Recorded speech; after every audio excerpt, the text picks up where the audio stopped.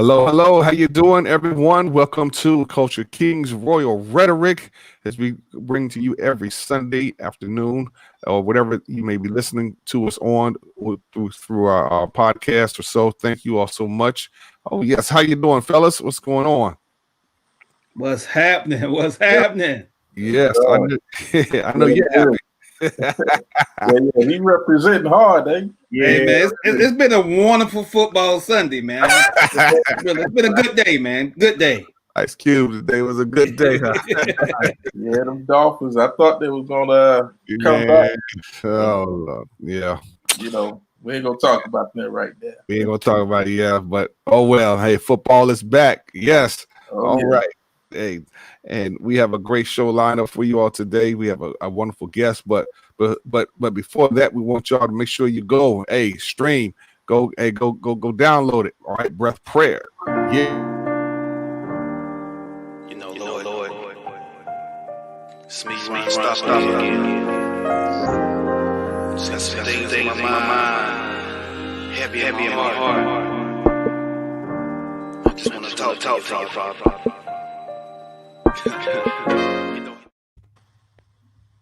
Yes, breath prayers. Okay. Hey, yeah, we're gonna need some breath prayers. So next week. So, awesome. All right. Well, hey, look, again, spread the word. Go out and tell the Royal Rhetoric team is on here. We had a great discussion as we talk about voting, which is very important issue topic. And we got 40 or 50 plus more days, but not just for national, but even locally. So this is a powerful show. Anything else, fellas? Anything else you all want to say before we go, and then turn it over to Dorian? Yeah, man. The ninth pick, man. So all of my sports teams suck right now. Fantasy football, okay. Man. Yeah. I was going to say, man, I'm really looking forward to this show personally, just to get more informed, especially like on the local platforms. I kind of came up in a way to where, you just say, hey, go in there and vote straight ticket or whatever, you know what I'm saying? Or the person that you vote for was the person, whoever came to your church on like Sunday morning, you know what I'm saying, way back in the days, locally, whoever came to your church and they had the space to speak, that's who, you voted for. And it wasn't about looking in the platforms or even really knowing what the person stands for, knowing their character. Wasn't none of that. It was just like, whoever your parents voted for, whoever was presented in front of you in your certain circles, that's just who we voted for. And so I'm interested to learn about the process, man, and get to know one of our candidates, man, here locally. All right. Well, cool. Well, let's go ahead on. We're gonna bring them on. Dorian, you can introduce our guests. Oh yeah, man. So today, folks, we have Justin Outling. He's a business partner with Brooks, Pierce, McClendon, Humphrey, and Leonard LLP here in Greensboro. He practices in business litigation and white-collar criminal defense. In addition to his work as an attorney, Justin is a member of Greensboro City Council and serves the Greensboro community in a number of roles, including he's a member of the Carolina State Bank, Preservation Greensboro, as well as the co-chair of the Board of Visitors for the University of North Carolina at Greensboro. So our introduction today, special guest, City Councilman Justin Outling. Hello. Hey, how are y'all? Hey, great. Welcome, sir. Thank you so much for being a part of our dialogue on the Royal Rhetoric Roundtable here. I'm glad to be here. Looking forward to the discussion. Yeah, man. Good stuff. So we're gonna jump right into it, man. So you're a member of City Council. For many of us, I think that's something that we just hear, but we necessarily don't know what City Council does. And you, as a member of that board, could you give us a brief description of what City Council does and what your role is, and how we can also hold you accountable? Well, I'll start with the first part before the accountability. So, in terms of what Greensboro City Council does, think about just about every service that you might receive from the city and just about any and every aspect of your daily life. So all those taxes that you pay for the maintenance of roads to make sure your water doesn't have lead in it, all that's provided by the city. Your garbage, your sewer, all that's provided by the city. And so we provide all those essential services, and the board, the city council provides oversight in that connection, in addition to helping to do things that increases the number and the quality and the pay associated with jobs in our community. In addition to police issues, as of course we have management and oversight responsibilities for the Greensboro Police Department. So pretty much any and every aspect of your life when it comes to interactions with government has some sort of intersection with the Greensboro City Council and with the city of Greensboro. Awesome. So, and is the city council, is that a voted in position? Yeah. So our terms are now, we're up for election every 4 years, opposite year of the presidential election. So we don't have elections this coming November. We'll be up for election in November 2021. And it's elected across the community. There are 5 positions that are the population across the city votes on the positions. Or correction. There are 5 where there's district representation. So meaning only certain neighborhoods or sections of the city vote on those representatives. The other remaining 4 positions, including the position of the mayor, anyone across the city can vote for that position. Gotcha. Right.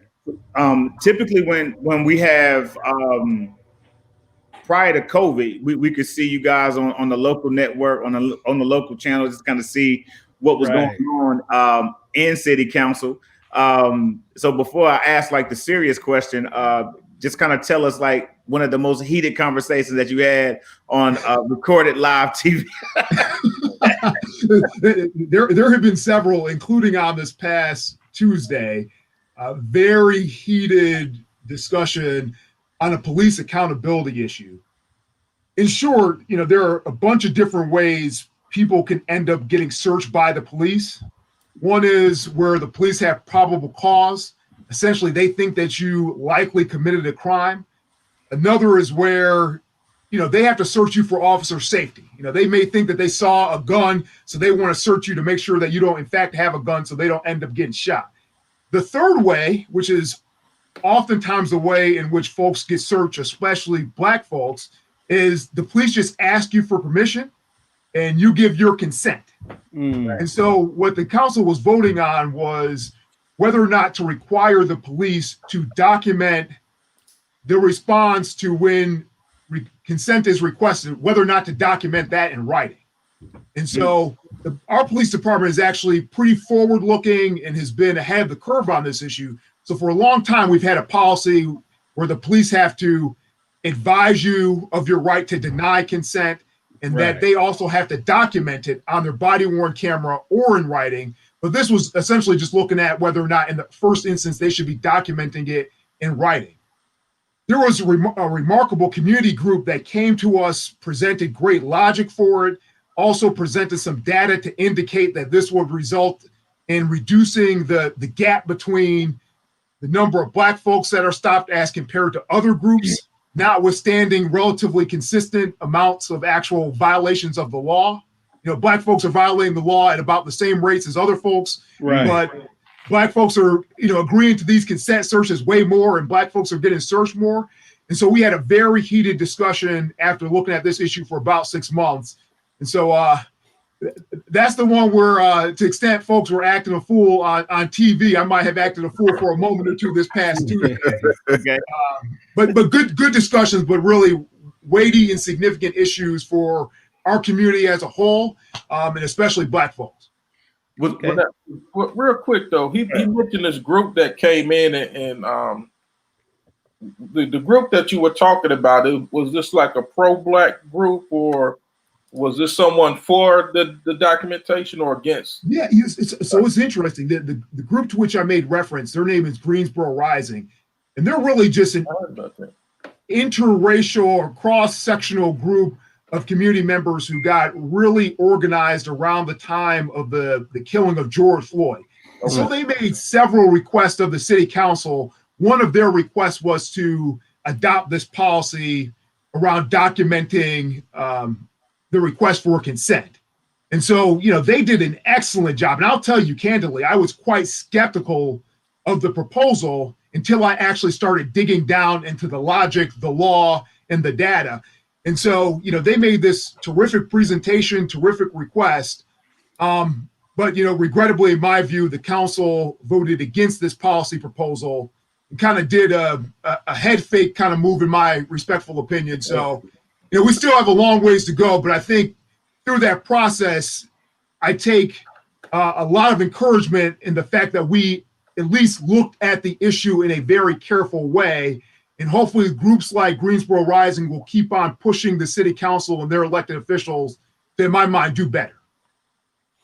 Because the reality is, when folks don't speak up, you leave other folks to speak up, and it can be the only voice in the room. So on this particular issue, it was interesting in that probably 4 months ago, or probably 2 months ago, the council essentially voted to direct the staff to come back with an actual written proposal that had details on what the policy would look like.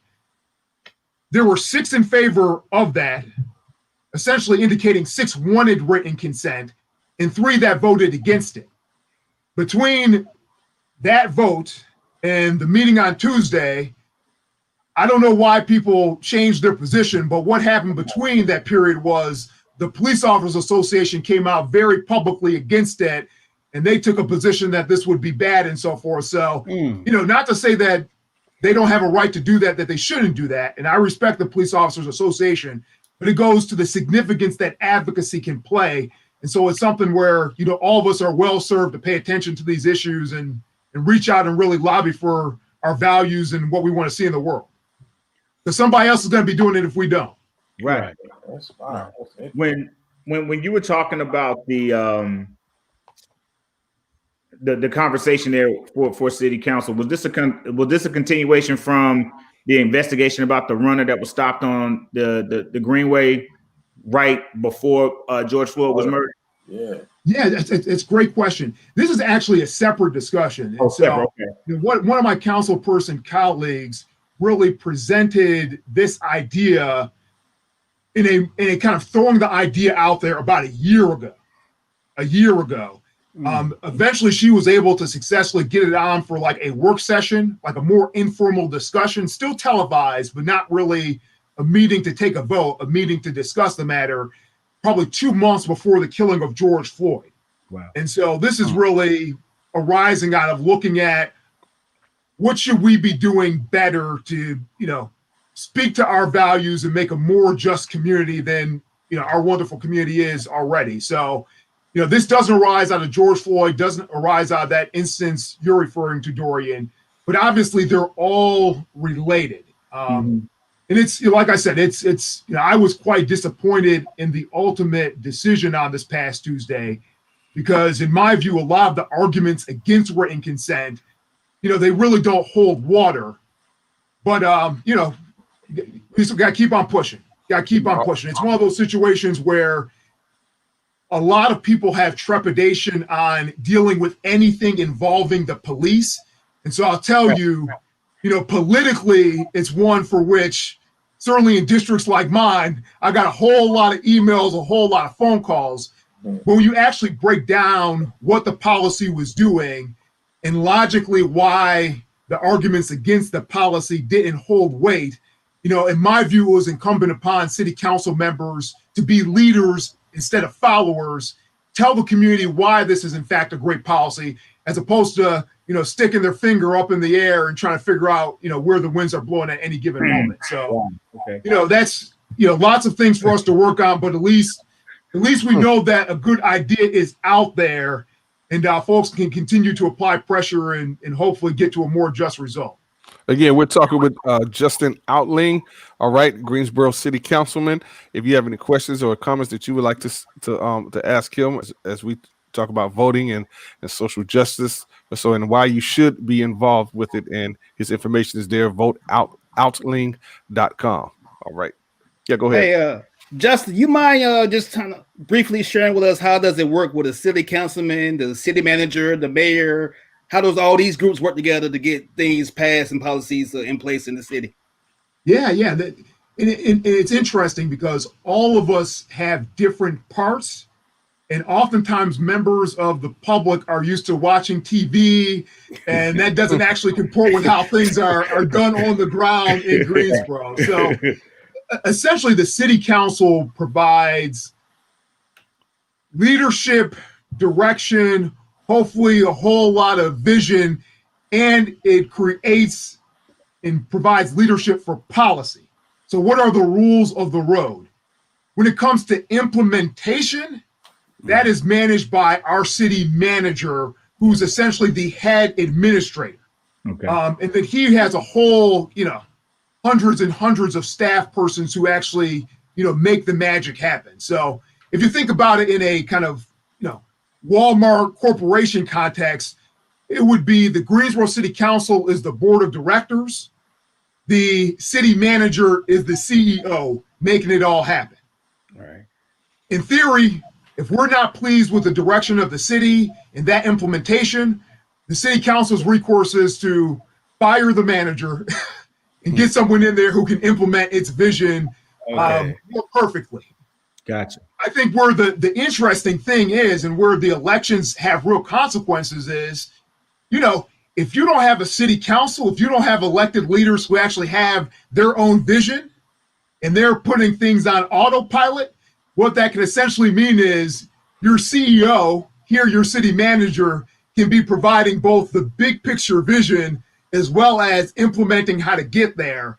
And so I think that's a real interesting distinction when you're looking at local politics, who actually has a real vision for the community versus who just wants to be on the council to shake hands, kiss babies, and go to banquets with rubber chicken dinner. Right. Rubber chicken dinner. Okay. Wow. Yeah, so Justin, when so speaking of that, so one of the questions I think that's also important, especially here in Greensboro, is like how do individuals know what district they're in and who are their representatives? Yeah, yes. So the best website to find out anything about who represents you, whether it's at the state, local, federal level, how to vote, which is obviously a really, really important thing in a few weeks here shortly on November 3rd. The best place to go is the Board of Elections website. You can pop in your name, first name, last name. It'll tell you all of the representatives who are representing you currently. You can find out and get sample ballots for the next election. Again, November 3rd, here approaching pretty quickly. And so that's the best place to find out information about who represents you.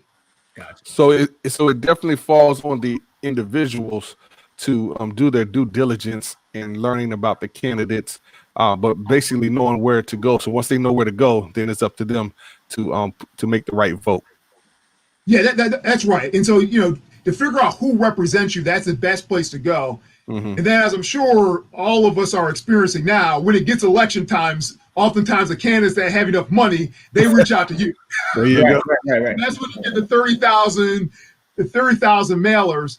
But, you got to remember, that's advertising, right? Just to keep it real. That's advertising. So, the people that reach out to you, it's in part a function of who has enough money to reach out to you. It doesn't necessarily mean that's the person that comports with your values and your vision of the community and who might be able to do the job the best. And so, when you want to know basic information, who's representing you, go to the Guilford County Board of Elections website. Yeah, I got a question here, but before that, to go back to the advertising, I see now that they're starting to text. So, because I've gotten several texts from Democrats here, and I'm like, man, how y'all get my number, man? So, wow. So, yeah, the strategy has definitely changed. When it comes to running for city council, what are the qualifications for those who may want to run but don't think they are qualified? Yeah.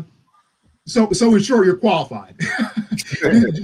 just to understand that, it's not like a traditional job, right? I mean, you don't necessarily have to have college degree. You don't have to have any experience. I will tell you, half the time, people who run on a local level haven't even voted in the most recent local election. Wow. So the requirements are very basic. you got to be an adult. I think it's over 18 or over 21, perhaps. You have to live in the city of Greensboro. That makes you eligible to run for mayor. If you want to run for a particular district, remember there are 5 districts in the city. If you want to run for one of those district seats, you have to live in the district. That's it. That's it. And so it's important to be mindful of that fact, both in case you yourself want to run. Don't think that you can't run. It's also important to be mindful of that fact when you're voting for these folks, that just because their name is up there doesn't necessarily mean that they're going to do a good job or have a background or even at times a real heart for you. That's where the research comes in. Wow. Great question. I mean, great answer. Yes. Yeah, go ahead. Great answer. Hey, Justin, so is the council board, is it divided far as political party wise? Yeah. So Greensboro City Council, it's a nonpartisan race. So, Right. when we're up for election, you won't see a D Democrat or an R Republican beside the ballot. Mm-hmm. That being said, it's public information, the parties that folks are registered with. And so our Greensboro City Council now, I think, everyone is a Democrat. And I think there might be one person who's listed as an independent, but, is functionally would be identified as a Democrat. Gotcha. And that's been a real transition over the years, including when I first got on the city council. And so it was interesting. I was looking at making a run for city council and started talking with folks out in the community, really building towards a campaign, and just got lucky. The person who I may have been running against, he resigned from the position to run, a group that's responsible for promoting downtown. And so there was an opportunity to be appointed to the Greensboro City Council. And so all these people, start reaching out to my now colleagues, saying, appoint Justin. He's great. Appoint Justin. And the council, where they got the most blowback was the seat had always been represented by a Republican. Always. I love everybody, including Republicans. I'm not a Republican, however. and then some of the discussion, I think, was a little, pretextual, because what some folks were also talking about behind the scenes, weren't necessarily saying it publicly, was it's always been represented by a Republican. It's always been represented by a white male as well. And, okay. And, a white conservative has normally helped that seat, huh?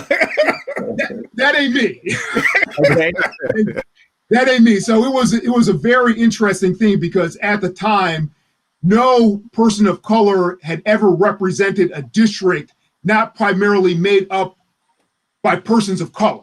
Wow. Okay. And so the issue was, people were essentially saying, like, this black man can't represent a white area of Greensboro. Wow. Now, ignore the reality that obviously black communities have had white folks who represent black communies since the beginning of time, or since the beginning of this country. Right. But it was a real issue in the campaign. There were back move maneuvers to try to, make that not a reality. But fortunately, to my colleagues' credit, they appointed me with the belief that I was the best person for the job. And then 6 months later, we were able to, win the campaign, win the seat outright. First black person to represent a district not primarily made up of black folks. And we beat the chair of the local Republican Party. We beat the guy who was the local Tea Party group. Remember Tea Party? 2016? we beat them. And I think it spoke a lot to where our community is now and its evolution over the years. Really, not everybody, but more people willing to look at the qualifications and say who's the best person for the job. That's really a remarkable thing. So I'm very grateful to even my Republican friends for when they pulled the lever, pulling it for me, because I love serving. Nice, man. Right. Awesome. So Justin, I think that for every person, especially black people, whether you're a man or a woman, at some point you're going to be first. You're going to be first in something. Just kind of talk about, like, do you carry that responsibility with you within, like, the the circles that you're in, not only with your law practice, but then also too with city council. Oh, for sure, for sure. I mean, I to be quite frank, I don't know. I mean, I don't know any Black person who doesn't feel that weight and that responsibility, especially if you're the only one or one of the few in the room. Mm-hmm. Dora, I'll tell you, my son Clark is 9, right? And I had a conversation with him a couple weeks ago about, acting with character and talking with him about the responsibility. Like, you're 9, you're a kid, but if you do something wrong, some people are going to look at it as not just Clark Outling did something wrong. They're going to use that to perhaps affirm a stereotype that they have in their head. Right. And that might affect somebody else's ability to get an opportunity to be successful. And so, it's a weight. I try to, still be true to myself, but it's definitely something that I think about. And in situations where I'm not successful, it's an aspect, of my disappointment in myself, recognizing that, I'm blessed. I'm one of the relatively few that have an opportunity to, be in some of the rooms that I get the privilege to be in. And so it makes, it applies pressure, and it emphasizes the need, to step up your game. Awesome. Hey, we want to thank those who have joined us on here. Again, if you would like to ask any questions or comments, or so, regardless of what state that you live in, I'm sure, this, some of the same practices applies. We all have city councils all over these United States of America. So, again, feel free to ask any question that you would like to. Yeah, go ahead, guys. Well, it's crazy. You spoke about that. You were talking to your son. It kind of goes back to the question about the talk. Where it's. I think that within like our Black circles, it's already inherently known that we're going to have the talk, not just about character, but also what to do when you have that interaction with the police. And it was interesting. Justin was also a part of our racism conversation at Christchurch, and that was one of the questions that was also brought up too. Where I don't think within white families, like the talk is something that is actually given within the household, and so like for you to talk to your son it's the same conversation that I have not only with my sons and my daughters, and it just highlights I said this a couple of weeks ago that we can't just be woke, but we also have to be aware. Yeah. Right. Yeah. That's for sure. I mean, and there's, Black people aren't a monolith, but, I don't know a Black family who has not had at least the talk. Right. So in our household, it's a whole series of discussion. I mean, we just call it, raising a Black boy and a Black girl. Right. But, I just don't know Black folks who haven't had that sort of discussion, at least in some degree. The intensity varies. What that conversation looked like varies, but it's always a point of discussion because it's oftentimes something that's necessary to prepare folks to operate in the world and to understand the world in which they live. Hopefully one day, we can not have to have that talk in our community with our children, but that's just not where we are right now. And so, our responsibility number one is like you got to raise your child to be an adult, and that's something, at least in our household, you're very serious about equipping them with so that they can be successful. Hey, Justin, we got a question from the chat. What is your position on increasing funding for the arts, particularly in minority communities? Yeah, we definitely need to do more of it. And that includes not just encouraging private wealthy people with money to do it, that includes doing it as a city. That's for a variety of reasons. Mm-hmm. One is the money, right? I mean, the arts are catalysts for economic development and jobs. That's right. Good. And so when you talk to, real estate developers, oftentimes what they do is they look for the artist and then they follow. So artists will be in like dive type areas and people will say that's where the vibrancy is. That's the next place to develop. And so we really need to create a pipeline of helping to use the arts as catalysts for uplifting the entirety of our community, especially Black and Brown communities. So basically, you're saying that even if you don't have the money, somebody also that the people who do the art also need to be the people who also pushing the art up. Oh, for sure. And when we need to support them and create an ecosystem where they can be successful and do it here, as opposed to doing it in Charlotte and doing it in New York, right? I mean, the reality is we got a lot of talented people in Greensboro. What we need to do a better job at doing is making sure that they stay here and don't take their talents to a Charlotte, a New York, or like LeBron take it to Miami. Right. The reality is I want them to be here uplifting our community. Right. I love Charlotte, but I'd rather them do it here than in Charlotte. Kind of like how they did with Harlem back in the day. You had all that talent coming out of that Pacific area, and so that's what that area was known for. And they fostered that talent there and the artists. Exactly. And it's interesting because you look at even a city that's near us like Winston-Salem. They've been very intentional as a city. You gave the thumbs up. Hopefully I don't mean you live there. Hopefully you didn't make that mistake now. Hopefully. What's it called? What, the Trey 4? Is it? Yeah. That's what they say. Trey 4, baby. I work in Greensboro, though. But they say you can make your next move, your best move, and move to Greensboro. We don't let that stop for a moment. But Ron, one of the things that they have done so well is, as a city, they have said, we want to support our arts community and we want to use it as a catalyst. So we're going to call ourselves the city of arts and innovation. Wow. Right. And everywhere they go, they're talking about arts and innovation. We need to do more of that in Greensboro, recognizing that, in my humble opinion, we have an arts community that can compete with any medium-sized city across the country. And so, we got a lot to work with, and we need to do a better job. And really, go ahead. I want to touch on this part. This is important too to me.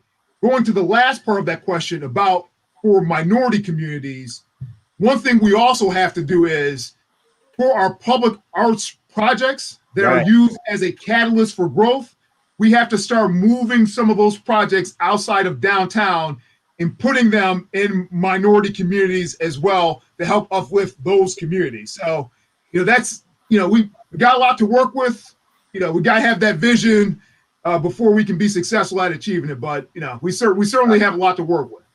I think what you said should apply in all cities around America, because there's some great talent out there. And I think there's something that's dealing with the arts in the higher up office for its bills affecting local artists. And we have to make it advantageous for those artists for sure. Danny said, "Yeah, hey Ron, man, you got two mistakes. Cowboys fan, and you live in Winston-Salem." Life. Hey, Danny's a Steelers fan, so hey. Okay. Wow. Yeah, real quick. I got basically like a twofold question for you, Justin. So the first part will determine the second part. So basically, what you're doing with city council is something totally separate from your career. Is that correct? Yeah, I view it as related. I got two full-time jobs. Full-time jobs. Perfect. But whether it's as a lawyer or a member of city council, I view myself as someone that works with others to solve problems. Yeah, so that's kind of the way I view myself, and I use my legal skills to try to solve problems. I use, pillow talk with my wife and get her perspective to try to solve problems.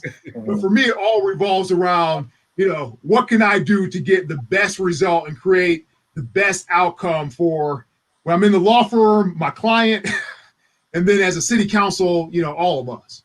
Gotcha. So that, and so that's set up for my second part. I was going to ask you, so how does all of this work for you personally when it comes to keeping everything in balance and harmony? So you mentioned that you're a husband and a father, and I believe you and Dorian, you go to church together. You have two full-time jobs. and you want personal time. Like how do you make all of that harmonize, or do you make all of that harmonize? Just how does that look for you?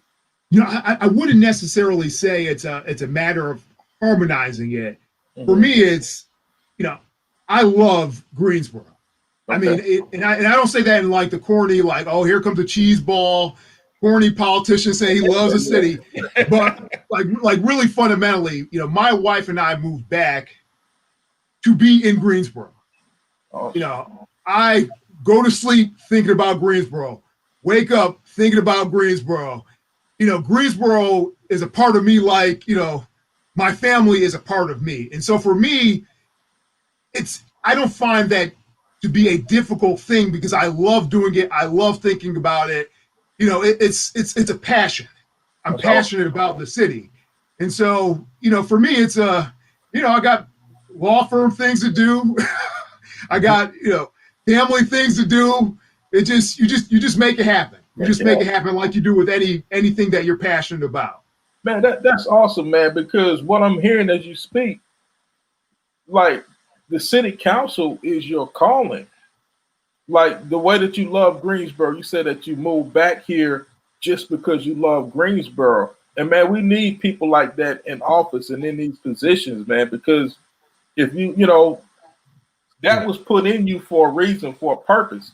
So I'm glad that, I asked that question, and I'm glad that you responded in such a way just to let people know, man, that there are people who are literally called to certain positions and called to certain things, man. And it sounds like that's what it is for you with the city council. So, man, that's awesome, man. Yeah, and I'll say for myself, I'm a politician, so I get cornball sometimes. Yeah. But for me, I don't view it as a calling. I view it as someone like I'm like really, really blessed to get an opportunity to serve, and I know that this only lasts for a period of time in life, and so I have a passion for it and a sense of urgency, knowing that I'm not going to get an opportunity to do this forever. So this is a window to work with people to improve the community and hopefully leave it better than when I was first elected, because there will be a season in life where there is no opportunity to serve anymore, and I'll just be expressing that passion through other ways that non-elected officials show their love for our community. So Brady, pretty much maximizing the moment while you have the chance or the opportunity, pretty much. Yeah, for sure. And it's interesting. I had one of my now colleagues, when she was thinking about running for city council, she and I went out to lunch and we were talking about it. And of course, she asked the question that everyone asks about, like, what's it like? Is there a big difference between the Democrats on the board and the Republicans? And we had a couple of Republicans at the time. And I told her, city council level, there's really not a difference. Where you see the biggest difference at the local level is who has a vision and who has a sense of urgency and actually wants to do something now. Like who's actually using the position to actually affect some change. Now on the local level, really that's where the biggest difference is. Wow. Again, this is Royal Rhetoric. I want to thank you all for your comments. If anybody has any questions or comments, feel free to go ahead and ask. All right. Hey, Ron, stop. You got a question there? No, I was just going to say, I like what you're saying, Justin, because one of the things we concluded, even following, I don't know if you're familiar with LaCraven, he sat down with the CEO of Chick-fil-A and one of the ministers, and the white blessing phrase came out. Yeah. But yeah, so it caused a bunch of controversy. But what we concluded with that is like it's not enough for us to have people at the table. But once you're at the table, you need to be making some differences. You need to be a voice for the people. So I think I'm kind of hearing that for you, like, hey, I'm not just there to take a seat and just go on with business as usual. I'm trying to instrument change. I got a vision. I'm trying to push some things that's going to benefit the community. Yeah, Ron, that's spot on. And I will tell you, I was speaking with a group earlier this week. At the big picture level, 500,000 feet, virtually everyone in our community agrees on certain values being important. I don't generally run into people who say we shouldn't be fair or we shouldn't have equality or we should have racial profile. Some people might think that, but first, I think that that's a very small minority of our community. Number two, folks don't talk that way. So I don't know.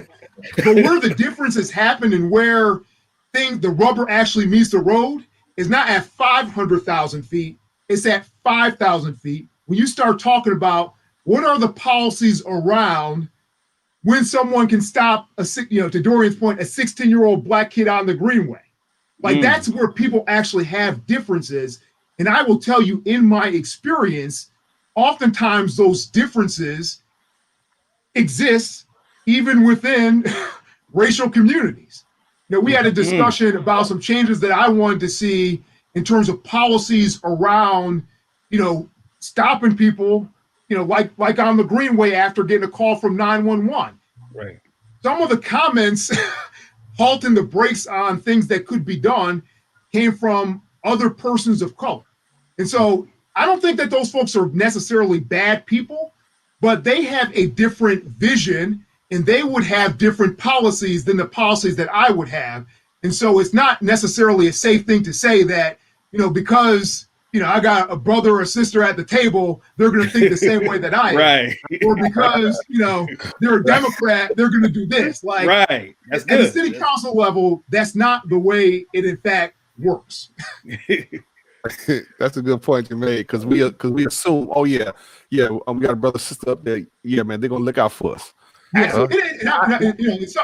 Some people express it as, all skin folks ain't kin folk, right? And for me, I personally don't think of it that way. I think the reality is Black people are just like everybody else. There is more diversity in thought within our group than across racial groups. Right. And so, but Black people got the latitude to have different views, and you might just elect somebody that has a different view and that thinks that it's okay to stop someone when you wouldn't have stopped them but for the fact that they were Black, as long as you're courteous after you stop them. Right. Like that. Some Black people think that. I mean, they may be good people. I just don't share that view. And so that's where I'm actually encouraged in the past several months. People are starting to drill down, take it from the 500,000 feet, take it to the 5,000 feet, and actually say, like, Justin, what is your position on consent searches? What is your position on, racial profiling? Justin, what have you done to actually push for more equity? What are you actually doing with your time on the board? Going to Dorian's point about accountability, like that's an encouraging thing. And I think that that's going to get us much closer to a community that not only has these great values, but actually follows through on our ideals. Hey, Justin, talk about that article for a little bit too. Yeah. Oh man, yeah. See, I assume you're talking about the article about the stop of the 16-year-old Black boy on the right. Yeah. So really interesting, and just to kind of give some context, like I'm obviously a Black man, right? And there have been times, I'll add more specificity to it, living outside of Greensboro, where I feel as though I have been stopped where I wouldn't have been stopped, but for the fact that I was Black. And in disclosure, again, it wasn't in Greensboro. Years ago, I worked with our last police chief, who was a white man, to create a model policy to prohibit bias-based policing. Right, so it's something that I care about deeply, not in the moment, not just because of the moment. Like I have cared about it from personal experience and worked towards our ideals before it was kind of like the in vogue thing, certainly in the politician class.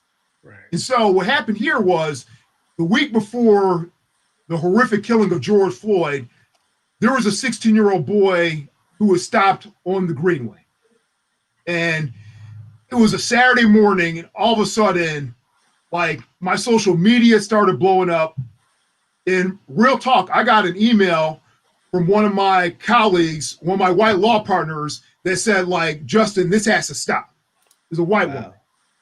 And so I'm like, well, you know, I love our police department. I'm not going to say jump to a conclusion without getting the facts. And so, you know, I start talking to our police department, start talking to others, unpacking things. And essentially what happened was there was a call from a concerned community member about a kid or about someone that had a toy gun. So it's just a community member calling in somebody near the Greenway, ANY Greenway, that had a toy gun. And they provided, in my view, a lot of information to 911 about this person with a toy gun. They said, I quote, the toy gun was obviously plastic. It was white and orange. The person was Hispanic or dark skinned, was wearing a black shirt with red writing and had on blue pants. Ultimately, this child was stopped on the Greenway. And what happened was, he's a black boy. He wasn't Hispanic, right? So what wasn't even the right race. Wasn't wearing a black shirt with red writing, wasn't wearing blue pants, wasn't holding an object that was white or orange. And so, you know, he didn't match the description at all, except with possible regard to the color of his skin. You could argue the color of his skin. And so what I was looking for and expecting was an apology, right? Like sometimes, like, people just get it wrong. Like, you know, the police department are human. They're trying to stop crime. They're trying to respond to a citizen's concern. Sometimes they get it wrong. And so what I was expecting was an apology to the young boy, an apology to the parent. And then we unpack what happened to figure out if any violation of policy happened. Don't presume that anyone did anything wrong, but just make sure that we're doing all the things that we can do. And in fact, we got it right. To my disappointment, however, the response from city staff leadership was, we didn't do anything wrong. We didn't commit an error. And so for me, that was deeply troubling, because if you disregard the fact that you got everything wrong, except for possibly the color of the skin, what you've effectively done is elevate the color of skin as being the only criteria that matter. And so on this call, what that would have meant was they could have stopped any black person according to their policy or practice that was in that general area. They could stop me at 37, over 250 pounds. Okay. They could have stopped my son at 9 years old, 100 pounds. They could have stopped Morgan Freeman. They could stop any black, Michael Jordan, you insert Joel Embiid, whoever you want to say. And so for me, that was a cause of concern. And to be clear, that's not a police officer issue, right? Because I don't. Right. We're elected officials. We set the rules for the road, right? My concern was, what are the rules for the road? And what I'm hearing from you is telling me that we have a rule that I fundamentally disagree with and think we can do better. And so, you know, that set off on me trying to work with staff to get us to a better place. And candidly, when I felt like we weren't getting to a good place, that's when I said it's time for me to share this with the public so that the public understands what the position is as it exists, in my view, about how we need to work towards something that looks more equitable, more fair, less possibly based on race as a matter of policy. Wow. Like everything that you said, and this is a shameless plug for the show Lovecraft Country that I'm watching. They sending us checks. Yeah. That's Ron Keller, exactly. Yeah. To my point, though, is that the show it gives evidence to how policing had they could change the rules at any time. So there was a part in the show where the black people in the show were stopped, and it was in a sundown county, and he said you have to get out of town. Yeah. But the main character says before he gets into the car, he said, "Can I make a U-turn?" And the police officer said, "Oh, you a smart one, because that was a rule. A U-turn would be illegal, and then you would have been arrested. But that only fit for people who knew the rule." So when you talk about the 911 call, that was from a concerned citizen, the description, but then the police officers, they don't follow the description. It's subject to their personal belief that, oh, it was a brown person, it had to be this black kid. The rules then are only applied by judgment, not by rule. And that's where we get ultimately we have so many issues with conflict and bias when it comes to policing. And we're seeing it, and that's this, and it's more than a conversation. It's more because it happens everywhere, and it happens in different places. It happens sometimes by the same type of characteristics. You fit the description, not so much that you are the description, but you fit the description. Yeah, and here I have to say, here, when I talk with staff and unpack all the facts on the individual officer level, what appears to have happened, it was essentially a crossed up game of telephone. Like what one officer communicated was inaccurate. It went to another officer who made the stop. And so on the individual officer level, I wasn't as concerned about the reasons why everyone did exactly what they did. But what did give me very great concern was the apparent position of city staff leadership about what was inbounds versus out of bounds. You know what I'm saying? Because for me, I'm an elected official. Like I and my colleagues have responsibilities over policy, right? And so if an officer, this is just the way I roll, if an officer is acting in accordance with the law and the policy that I'm partly responsible for creating, I'm not going to attack an officer for acting within those policies, because it's my job to work with others to create better policies. And so for me, I didn't have concerns about the officer individually acting on a racialized basis. What I did have concerns about was what I was hearing from city staff leadership about what's acceptable versus what's not acceptable. Because if you don't have a policy that prohibits it and an officer does it, there can't be accountability, right? I mean, so for example, in what you're saying, Dorian, if, for example, the officer did behave as kind of you were articulating, if it doesn't violate policy, it doesn't violate policy. Okay. And oftentimes it doesn't violate policy, it doesn't violate the law. And so that's where, I think it's important for people to understand, like the city council, these local elected bodies, like they actually have a job to do.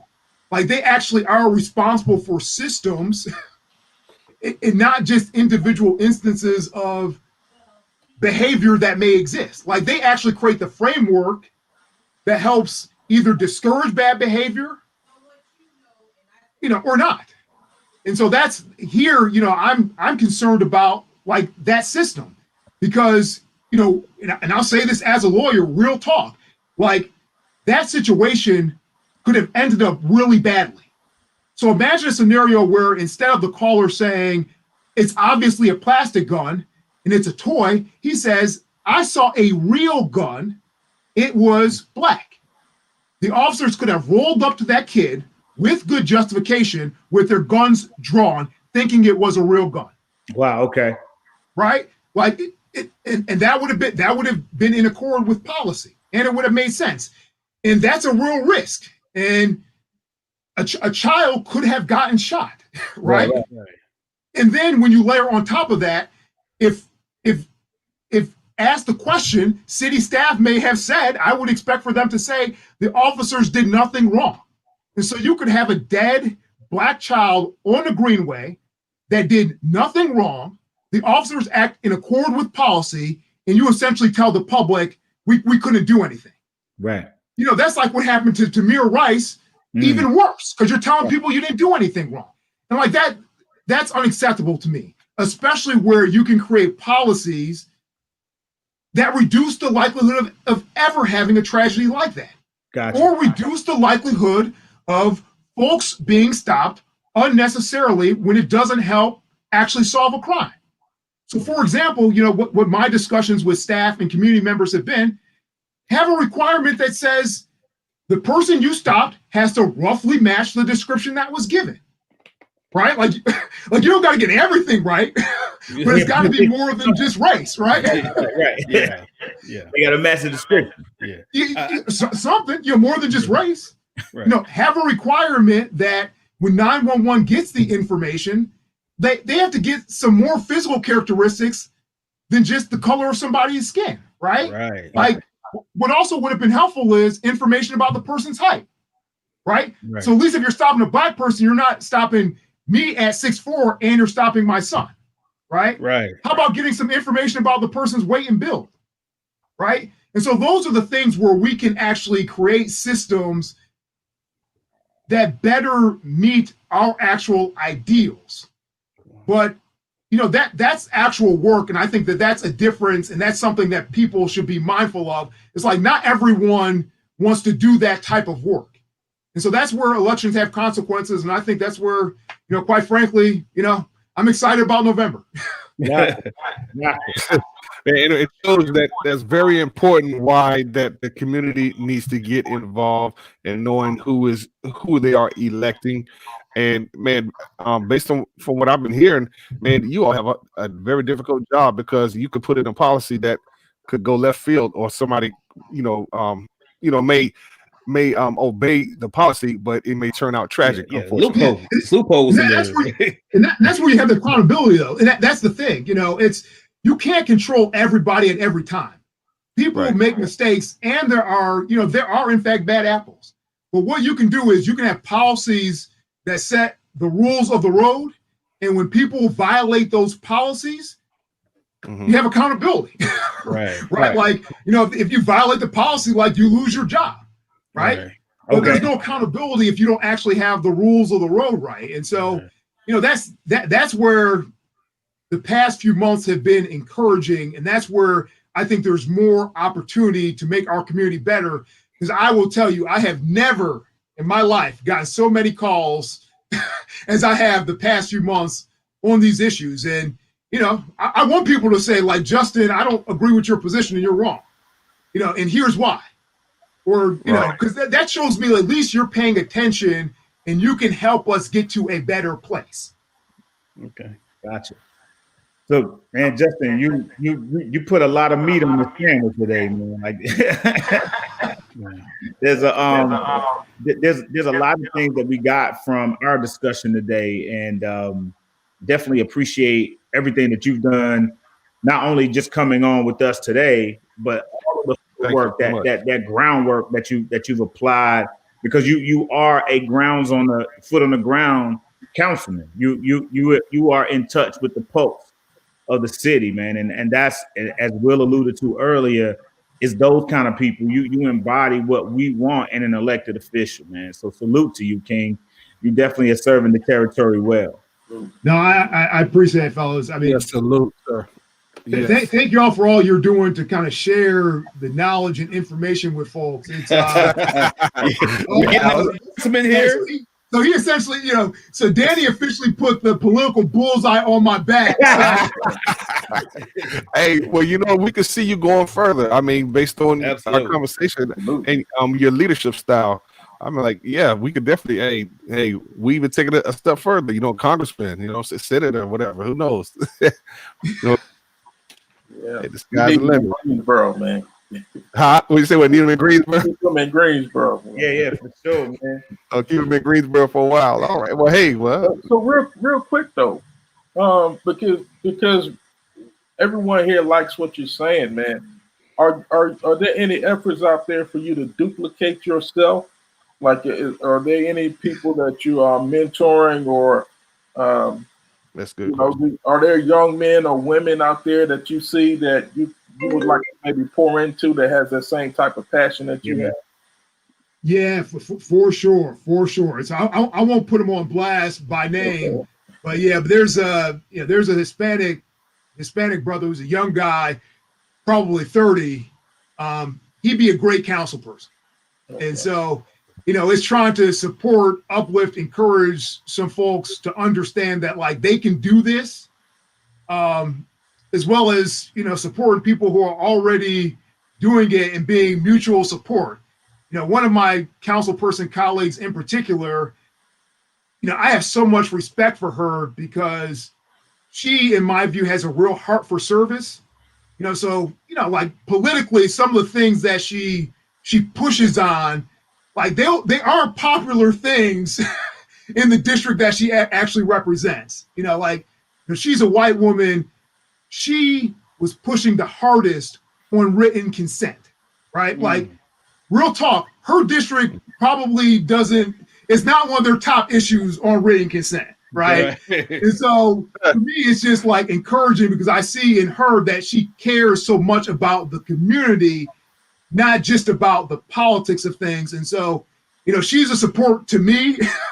I try to be a good support to her, but there are lots of good people doing it. And so for sure.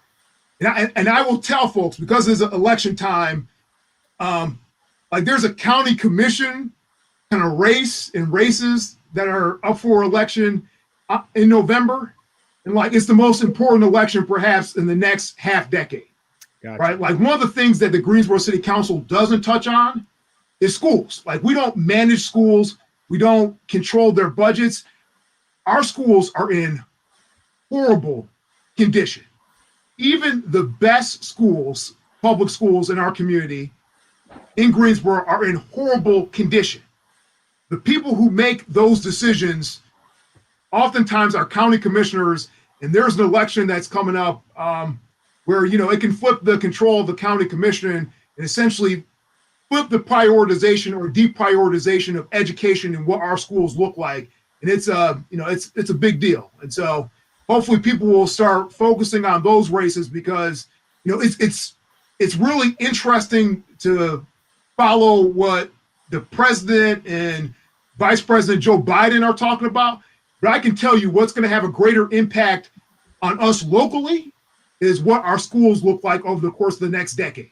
Wow. Because that's how our children get education.